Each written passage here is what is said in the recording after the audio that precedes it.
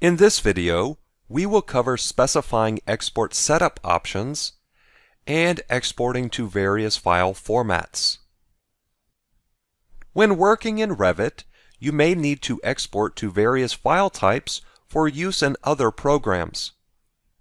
Let's take a look at the available options. When you click the File tab and then hover over Export, you can see the various export tools. You can export to various CAD formats, such as DWG or DGN files. You can also export to DWF or DWFX files. Notice that some of these options are unavailable. For example, with FBX, you will export an FBX file for use in 3ds Max, and that needs to be a 3D view.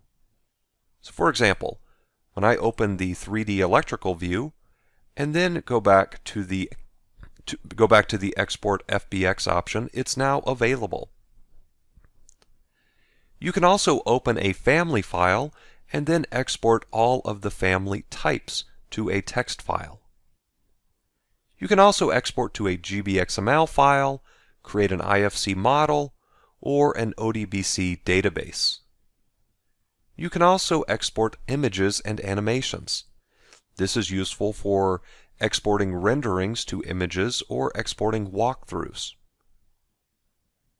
When you hover over Reports, you can see that there are two options: Schedule and Room Area Report. I'll open the lighting fixture schedule and then go back to File, Export, Reports, and now Schedule is available. And when you select Schedule, you can export a schedule to a delimited text file. You can then import that text file into Excel, and then you can further manipulate the data in Excel. I'll click Cancel and then switch back to the ground floor electrical plan view. I'll go back to the export options, and at the very bottom there's actually options. You can control the options for exporting to DWG and DXF files. There are options for DGN files, and you can also control how models will be exported to IFC. Select Export Setups DWG DXF. In this dialog, you can control how the Revit views will be exported to DWG files for use in AutoCAD. There are several options here, and you should take a look at these options if you're exporting to CAD files often. To begin with, on the Layers tab, you can control how the Revit categories will be exported to AutoCAD layers. Let's take a look at this drop-down at the top. To begin with, you can control how any overrides will be exported. So the categories will be exported to a layer, and then there are overrides that need to be controlled. The first option is to export category properties by layer and then overrides by entity. Or you can choose to not even export those overrides. And so the overrides that we're talking about here are the graphic overrides.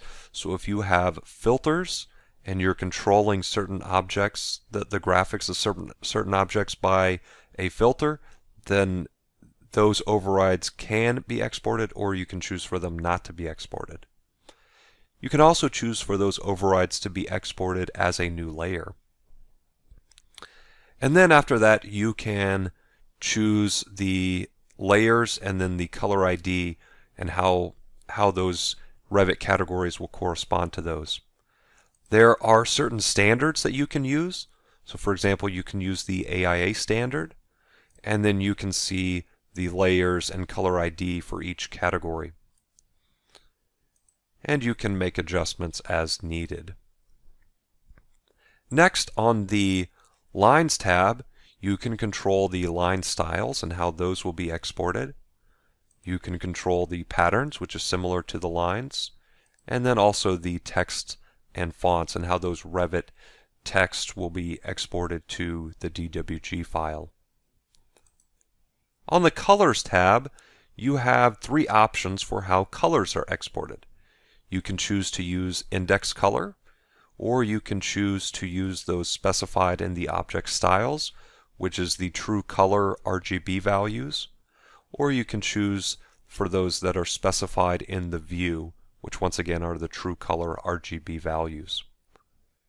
I'll leave it set to index colors, and then on the Solids tab, you can control how solids will be exported to the DWG file when you're exporting 3D views.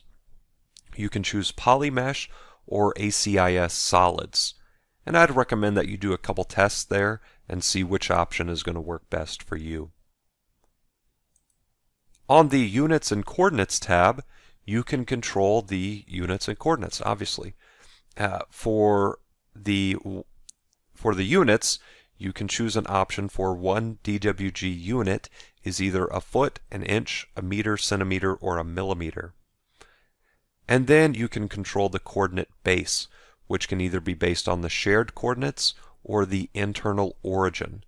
And so this is extremely important when you're dealing with coordination and everybody's exporting to CAD to take a look in CAD. Then you want to make sure that that's correct and that everybody is using the same option. On the General tab, there are various options. For example, you can choose to export rooms, spaces, and areas as polylines, and then you can choose to hide certain things such as scope boxes or reference planes. And then at the bottom, you can choose the file format.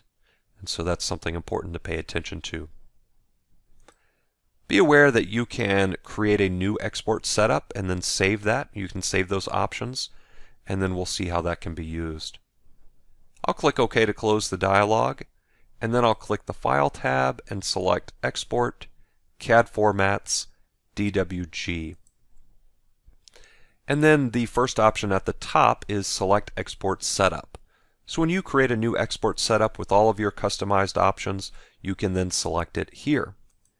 And then you can choose the views or sheets that you want to export. And you can also save a setup here, where it's actually called a set. So you can select various views and sheets, select those, and then create a set if you're going to be exporting those on a regular basis. Or you can simply choose current view or sheet only, and then click Next, and then you can control the naming convention and choose whether or not you want to export views on sheets and links as external references. And then click OK to export the DWG file.